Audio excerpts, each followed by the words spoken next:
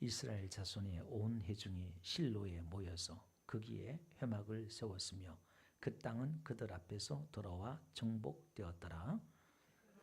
이스라엘 자손 중에 그 기업의 분배를 아직 7지파라. 여호수아가 이스라엘 자손에게 이르되 너희가 너희 조상의 하나님 여호와께서 너희에게 주신 땅을 점령하러 가기를 어느 때까지 지체하겠느냐?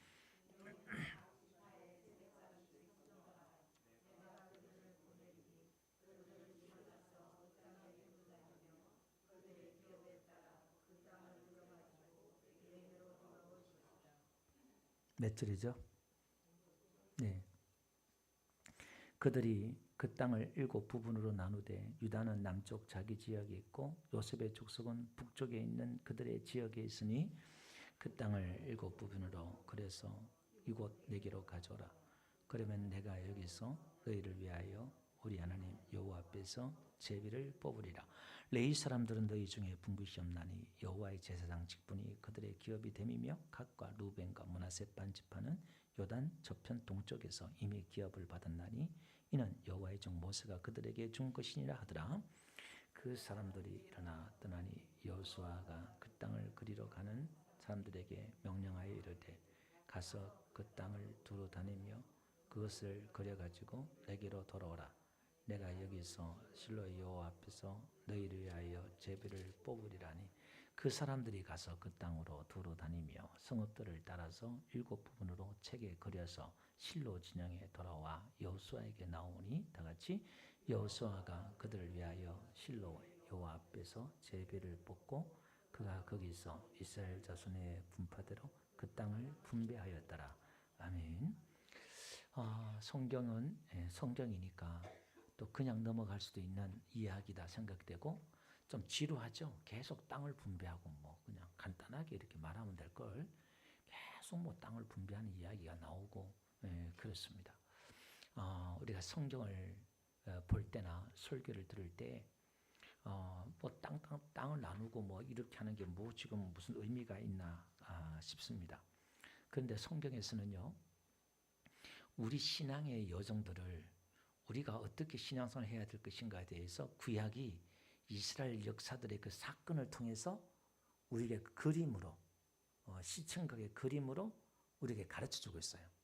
그 사건이 지금 이런 땅을 분배하고 이런 것들이 우리에게 영적인 이런 뜻이 있구나 이걸 해석할 수 있어야 돼요. 그래서 사도행전 7장 38절에도요. 이스라엘 백성들이 40년 광야길을 가잖아요. 그죠? 그걸 성경은 어떻게 해석하냐면은 그걸 광야교회에서 이렇게 나와요. 이스라엘 백성들이 광야 40년 걸었는데 그 광야교회에 있었다 이렇게 정의를 하고 있어요. 또 고린도서 10장 4절 보니까 우리가 잘 아는 대로 반석에서 그들이 물을 마시잖아요. 반석에 나와서. 근데 그건 곧 그리스도다 이렇게 해석하고 있다 말입니다. 그래서 구약에 나오는 이 사건들이 영적으로 지금 우리에게 주는 메시지가 의미가 있다 그 말이죠. 오늘 본문도 마찬가지예요.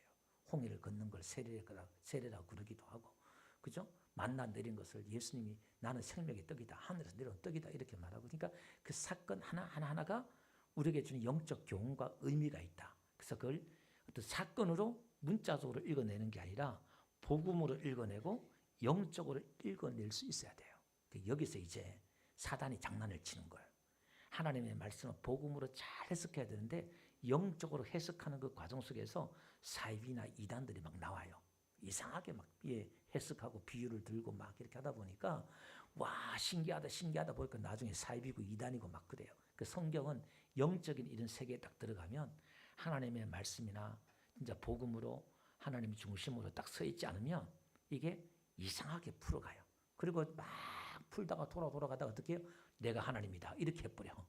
그럼 그래 따라가다 보니까 그 맞네 이렇게 또 사람들이 미혹당한단 말입니다. 그러니까 어쨌든 성경은 영적인 메시지가 있다 그 말이죠. 그러면 오늘 이 본문도 지금 요단강 동쪽에서 세 지파, 그죠? 두 지파하고 므낫세 지파 반이 분배받았던 이야기가 나오고, 그 다음에 이제 우리가 제일 서쪽에서는 어느 지파가 제일 먼저 분배를 받죠? 근데 나중에 이제 성경 끝나면 내가 성경 퀴즈 대회를 해야 되겠어요. 성경 하나씩 끝날 때마다 성경 대회를 해야 되겠어요. 이제 퀴즈 대회. 예, 서쪽에서는 유다 지파가 이제 제일 먼저 우리가 갈렙하고 유다 지파가 제일 먼저 분배를 받잖아요. 그 다음에 이제 우리가 지난주에 요셉 지파의 두 아들 에브라임과 므낫세 지파가 이제 분배를 받아요. 그리고 이제 오늘 본문에 보니까요, 이스라엘 회중이 어디에 모였다 그래요? 실로에 모였어요. 이 실로에 모여서 뭘 하냐면은 거기에 회막을 세웠으며 이렇게 나와요. 자, 그러면 지금 7년 동안 가나안 땅을 정복할 때는 이스라엘 백성들이 어디에서 그들이 중심지로 삼았냐면 길갈에서 삼았어요. 그러니까 요단강을 건너자마자 한 2km쯤 돼요. 거기서 할례를 행했잖아요. 굴러가다, 길갈이 그런 뜻이고, 거기서 이제 전쟁을 치렀어요. 그러니까 이제 연합군들을 다 무찔렀으니까 이제 가운데로 실로로 들어와요. 요단강에서 한 하루길 정도 걸어와야 돼요. 한 30km인데 한 7, 8시간, 그러니까 뭐 하루 정도 걸어서 들어와야 될 그 중심부에 실로에서 이제 회막을 세워요. 우리식으로 말하면 이제 교회를 세우는 거예요. 이제 가운데 들어와도 되는 거예요. 다 정복했으니까. 이게. 그래서 이스라엘 백성들이 이제 전쟁에서 다 정복하고 이제 뭐냐? 교회를 세우는 거예요. 예수님께서 마귀 권세를 이기고 이 땅에 교회를 세운 줄 믿습니다. 반석 위에 내 교회를 세우리라. 예수님이 이 땅에 교회를 세우신다 이 말이에요. 이게. 그러면서 1절 끝에 보니까 그 땅은 그들 앞에 돌아와 정복되었더라 이렇게 나와요. 그 땅이 다 정복이 되었다 이렇게 말하고 있어요. 근데 2절에 보니까 그러나 이스라엘 자손 중에 그 기업의 분배를 받지 못한 자가 아직 7지파라. 그죠? 그러니까 2지파 반, 여기도 4지파 반 합하면 5지파 해가지고 둘이 합하면 5지파가 지금 다 분배를 받았단 말입니다. 근데 땅은 다 정복되었는데 아직 7지파가 땅을 분배를 받지 못했어요. 이게. 자, 그러면 봅시다. 3절에 보니까 여호수아가 뭐라고 책망을 하냐면은, 야, 너희 조상의 하나님 여호와께서 너희가 주신 땅을 점령하러 가기를 어느 때까지 지체하겠느냐 이렇게 말해요. 자, 여기 보니까 1절에는 다 정복했다고 그랬잖아요. 다 정복했다고 그랬는데 어느 때까지 그 땅을 점령하러 지체하겠느냐 이렇게 말하고 있어요. 자, 11장 23절에 한번 볼게요. 여호수아 11장 23절에 거기에 보니까 우리가 지난 공부했던 거예요. 거기 보니까 그 온 땅을 점령하여 이스라엘 지파의 구분에 따라 기업을 주며 그 땅에 전쟁이 그쳤더라. 전쟁이 끝나고 다 정복 끝난 거예요. 그런데 보세요. 전쟁은 끝났는데 지금 5지파만 분배를 하고 7지파는 아직 그 땅을 분배하지 않았어요. 근데 정복했는데 뭘 또 점령하러 하러 그럴까요? 이게 지금 보세요. 갈렙도 마찬가지예요. 다 이겼는데 또 헤브론을 내가 점령하겠다, 싸우겠다 이렇게 또 말하고 있어요. 이게 이제 무슨 얘기냐면 큰 전쟁에서는 다 승리했어요. 근데 이제 게릴라전처럼 이제 각 지파별로 구석구석에 군사들이 또 있단 말입니다. 이렇게. 그러니까 여호수아 갈렙도 헤브론 지역에 또 그들이 세력이 다시 규합해가지고 있다 이 말이에요. 진을 치고 있다 이 말입니다. 뭐 점령해도 그 땅에 계속 사는 거 아니었으니까 이게 점령하고 다시 길갈로 오고 점령하고 길갈로 오고 하니까 그 주민들은 항복하더라도 그 주민은 또 거기 살기도 하고 그러잖아요. 다 침배 안 했으니까. 그러니까 지금 여호수아가 하는 말이 뭐냐면 이런 겁니다. 왜 너희들이 지금 지체하고 있느냐 이렇게 말하고 있어요. 지금 이 길갈에서는 싸우는 중심지잖아요. 길갈은 전투하는 교회, 전투하는 때가 있어요. 싸우는 시기가 있단 말입니다. 근데 실로라는 게 뭐냐면 여러분 신약에 나오는 실로암 있죠. 실로 그거는 보냄을 받았다는 뜻인데 여기는 실로는 그 뜻이 아니에요.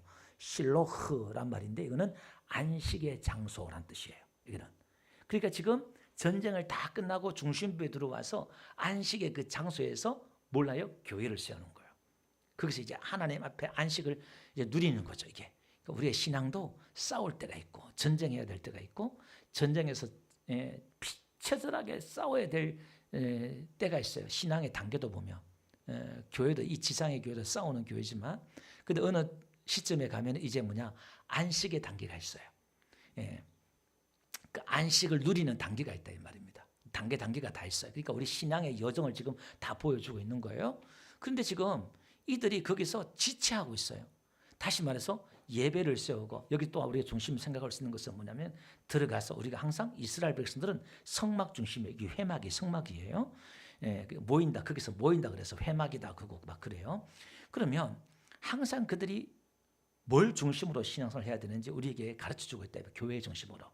예, 지금 이 현대에 와서도요, 미국이 아프리카에 가서 그 박해를, 신앙의 박해를 피해서 청교도인들이 배 타고 무작정 가가지고 그 도착해서 제일 먼저 교회를 세웠다고 그러잖아요. 이게 그러니까 우리가 내 집보다, 하박국도 그러잖아요.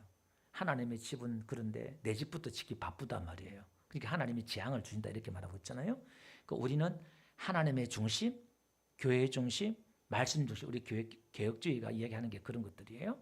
그러니까 교회를 중심으로 딱 섰단 말입니다. 그러니까 예배 중심, 교회 중심이 된 거예요. 그런데 보세요. 예배 중심, 하나님의 임재가 함께 하시고 예배하고, 그러는데 그들이 아직 지체를 하고 있다 이 말입니다. 그러니까 지금 예수님께서 이 땅에 우리를, 세상을 다 정복하고 싸워서 이겼는데 우리가 지금 점령해야 될 땅이 있다 이 말이에요. 그러면 길갈은 정복하는 전쟁이라 그러면 이제 이 실로에서는 정착하는 전쟁을 해야 돼요. 근데 길갈에서는 연합군으로 싸워요. 그러니까 뭐 다 좋잖아요. 모든 지파가 다 함께 싸워요. 얼마나 시너지가 있고 힘이 납니까? 근데 이제는 각 지파별로 싸워야 돼요. 각 지파별로 가가지고 막 각계 전투하면서 막 이렇게 싸워야 돼요. 그러니까 이게 쉽냔 말이에요. 이게 쉽지 않다 이 말입니다. 그러니까 미적하고 있는 거예요.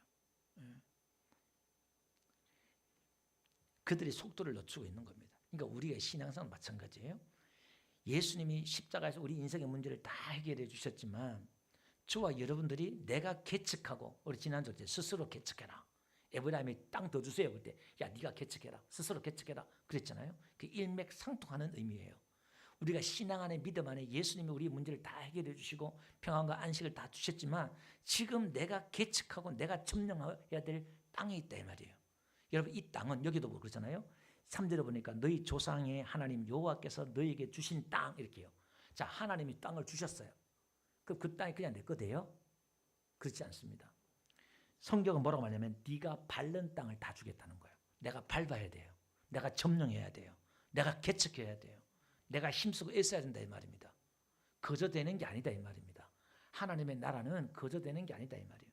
나가서 찾아야 되고 전도해야 되고, 내가 해야 될 부분들이 있다 그 말이죠. 이게 우리의 신앙이 아직 남은, 그리스도의 남은 고난을 내 육체에 쳐온다. 바울은 그렇게 했잖아요. 아직 우리가 믿음의 선한 싸움을 싸워야 될 싸움이 우리에게 있는 줄 믿습니다. 이걸 우리는 지금 지체하고 있다 이 말이에요. 여러 가지 이유가 있겠죠. 피곤해서, 귀찮아서, 두려워서, 아이고 힘들어서 저거 어떻게 쫓아내나, 나 어도 힘들 수 있어요. 같이 하면 이게 괜찮은데, 근데 우리 각자가 내가 점령해야 될 점령지가 있어요. 피하지 말고 맞짱 뜨세요 그냥. 하나님 여러분 쓰러지면 이렇게 세우실 것이고 마귀를 대적하라고 그러잖아요. 마귀가 물러간대요. 이 말은 우리가 어떤 문제든 간에 그 문제를 직면하고 주저앉아 있고 지체한단 말이 조용히 앉아 있는 거예요. 머뭇거리는 거예요. 아무것도 안 하는 거예요. 이게 단념한다, 멈추다, 조용히 하다 이런 뜻이거든요. 포기해버리고 조용히 버리고 멈춰버리고 그러지 말고 일어나는 거예요.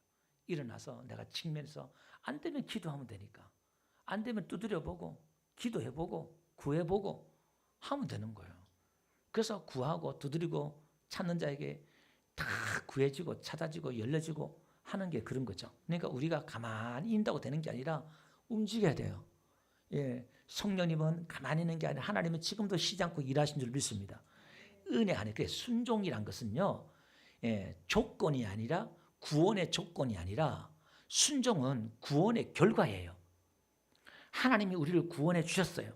하나님 우리에게 은혜를 주셨어요. 그 결과가 순종이에요. 순종하면 은혜 주시고 순종하면 복을 주시고 순종하면 구원을 주시는 같지만 순서가 그게 아니에요.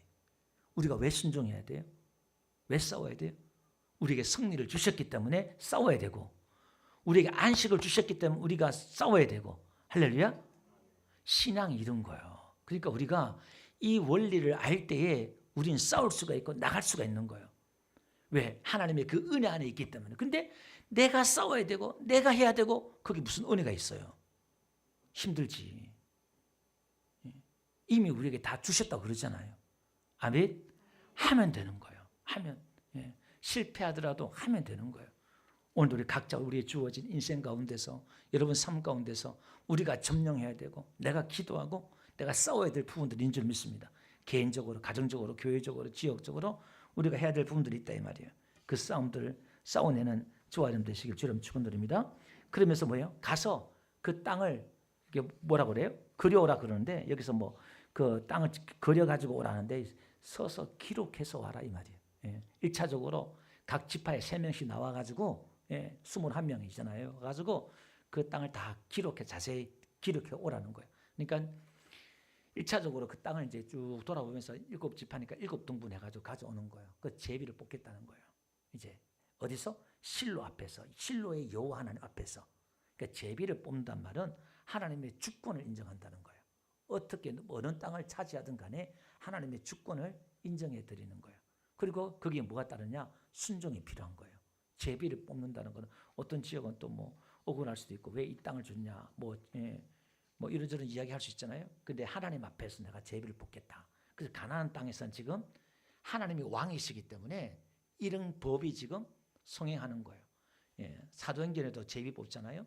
가룟 유다가 빠지니까 제단을 뽑아가지고 이제 제비를 하나님이 또 뽑습니다. 이렇게. 그래서 이렇게 우리가 신앙의 하나님의 주권을 인정하면서 이제 싸워야 된다라는 것이고요. 그 다음에 이제 말씀을 또 정리 1차적으로 여기 10절까지 정리하면은 하나님이 우리에게 주신 이 은혜 가운데서 아직 미루고 있는 부분들이 있다면 미루지 말고 지체하지 말라 이 말입니다. 용서해야 될 사람들, 사랑해야 될 사람들, 또 내가 해야 될 일들, 내가 버려야 될 습관들 이런 것들을 미루거나 하지 말고 바로바로 싸우라는 거예요. 몸부림치면서 하나님의 은혜를 구하면서 살라 이 말이에요. 그리고 어떻게 해요? 여기 보니까 실로가 있고 예배가 있고 교회가 있고 하나님 임재가 다 있어요. 근데 안 움직여요. 교회는 나오는데 예배는 드리는데 삶의 방식은 여전히 내 방식대로 사는 거예요. 내가 하고 싶은 대로 살아가. 그게 아니라 우리는 믿음의 길을, 믿음의 싸움을 싸워야 될 줄 믿습니다. 노아는 방주를 짓고 에녹은 동행을 하고 아브라함은 말씀을 쫓아갔고 다 각자 믿음에 따라서 움직였다 이 말이에요. 믿음의 사람으로 다 믿음의 전당에 들어갔잖아요. 우리도 그렇게 믿음으로 걸어가야 된다라는 말씀입니다. 자, 그 다음에 11절부터는요. 제가 그냥 뭐냐면 베냐민 땅을 이제 분배하는 겁니다. 베냐민 지파를 위하여 그들의 가족대로 제비를 뽑았으니라고 말이 쭉 나오죠. 이 땅이 경계를 쭉 이야기하고 있어요. 그래서 12절 보니까 북방의 경계는 이렇게 나오고, 그 다음에 14절 중간에 보니까 서쪽 경계 나오고요. 그 다음에 15절 남쪽 경계는 이렇게 나와요. 그 다음에 20절 보니까 동쪽 경계는 이렇게 나와요. 그래서 이 베냐민 땅이 어느 땅이냐? 자, 가운데 지도 한번 보여주실래요? 지도 보면 베냐민 저 가운데 보이죠? 유다 지파하고 에브라임 지파 사이에 들어갔어요. 강력한 유다 지파와 에브라임 지파, 강력한 에브라임 지파 사이에 베냐민이 그 사이에 싹 들어가요. 이게 그 사이에 끼어요. 이게. 자, 이게 어떤 의미가 있냐면 봅시다. 이 베냐민은요. 지금 창세기 49장에 가보면요.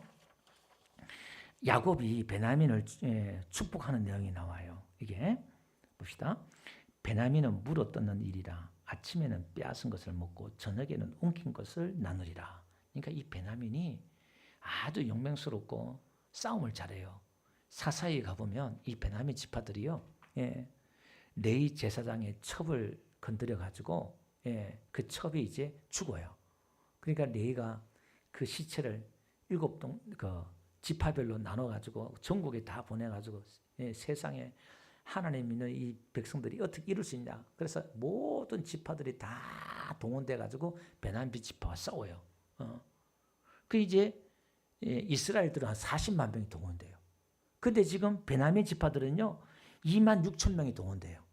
베냐민 지파 26,000명하고 700명이 나오는데 이 사람들 다 왼손잡이야. 근데 물맷돌 던지면 기가 막히게 다 맞춰. 그러니까 26,700명이야. 여러분 26,700명하고 40명하고 이 40명은요 20장 17절 보니까 다 전사야, 전사. 예. 사사기에 보니까 다 전사를 하는데 싸워서 게임이 되겠어요? 몇 배예요? 그런데 베냐민이 이겨요. 2번이나 이겨요. 그 세 번째 이제 베냐민 지파가 쫄딱 망하죠. 이제 남자가 다 죽어요. 하여튼 싸움을 잘했다 이 말이에요. 이게. 그런데 이 야곱의 축복대로 물어뜯는 일이라 아주 그냥 좀 싸움을 잘하고 또 그랬던 것 같아요. 어쨌든 간에. 그러니까 이제 하나님의 축복대로 흘러가요. 그런데 저녁에는 움킨 것을 나누니라 이렇게 나와요. 나눠주는 복으로 또 나눠집니다.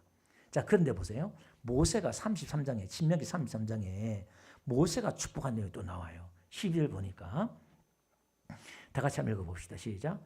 베냐민에 대하여는 일렀으되 여호와의 사랑을 입은 자는 그 곁에 안전히 살리로다. 여호와께서 그를 날 마치도록 보호하시고 그를 자기 어깨 사이에 있게 하시로다. 그죠? 이게 지금 베냐민 지파는 제일 막내예요. 12번째 아들이에요. 막내예요. 이게 좀 영적인 이야기이지만 이것은 말세 때 베냐민은 말세 때 교회를 말해요. 우리 성도를 말하는 거예요. 그래서 요셉이 더 많은 음식들을 애굽에 찾아왔을 때 주기도 하고 막 그러잖아요. 하여튼 그런 이야기가 있어요. 여기 보니까 여호와의 사랑을 입은 자는 그 곁에 안전히 살리로다. 예. 그를 하나님이 보호하시고 어깨 사이에 있게 한다는 거예요. 그러니까 지금 보세요. 유다 지파의 그 보호 아래서 있고 위쪽으로는 에브라임, 가장 용맹스러운 에브라임 지파 사이에 베냐민이 그 사이에 끼어 있는 거예요.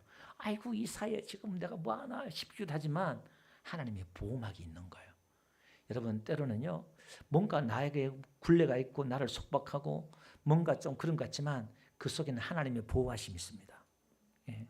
여러분 애굽 땅에서 이스라엘 백성들이 400년 동안 했잖아요.